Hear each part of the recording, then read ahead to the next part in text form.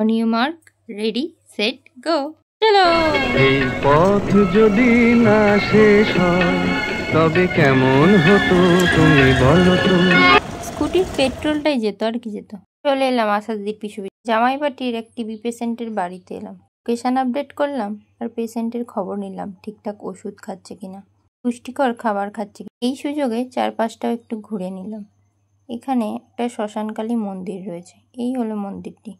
বাড়িতে আসুন, একটু জল মিষ্টি খেয়ে যান। ফিল্ডে গেলে এই সমস্ত মানুষের ভালোবাসা পেতে খুব ভালো লাগে। সেন্টারে চলে এলাম। আজ সিএইচও দিদি ক্যাম্পে গেছেন। আজ আমাকে একা একাই থাকতে হবে। ইতিমধ্যে বেনিফিশিয়ারিরাও চলে এসেছে। আজকে দুটো মায়ের থার্ড চেক আপ হওয়ার কথা আছে। আমি আমার প্রয়োজনীয় জিনিসগুলো বার করলাম। প্রথমে আমি মাকে 10 মিনিট বসতে বললাম, তারপর বিপি চেক করতে করতে মাকে কিছু হেলথ অ্যাডভাইস দিলাম। সারাদিনে 3 থেকে 4 লিটার জল খাচ্ছে কিনা, আয়রন ট্যাবলেট, ক্যালসিয়াম ট্যাবলেট ঠিকমতো খাচ্ছে কিনা, সবজি ফলমূল খাচ্ছে কিনা, এছাড়া পরিষ্কার পরিচ্ছন্নতা, রাতে 8 ঘন্টা ঘুম, 2 ঘন্টা দিনের বেলা রেস্ট পাচ্ছে কিনা তা মাকে জিজ্ঞাসা করা হলো। ব্লাড প্রেশারটা খুবই কম পেলাম। মাকে একটু নুন চিনির জল, খেজুর, ছোলা এসব খেতে বললাম।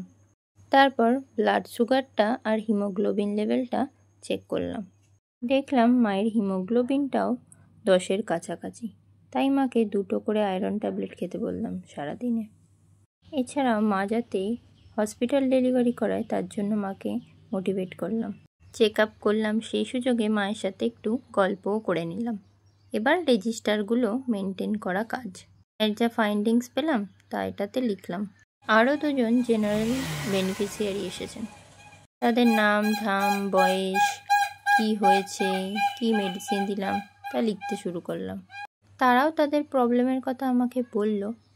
আমি কিছু মেডিসিন দিয়ে তারা বাড়ি চলে গেল। আরও অনেক বেনিফিশিয়ারি এসেছিল, সবার কথা আর বলা হয়নি। ইনকমপ্লিট কাজগুলো সারলাম। এদিকে দেখি এরা হইচই করছে। কি মজা, আজকে আমাদের পরীক্ষা শেষ।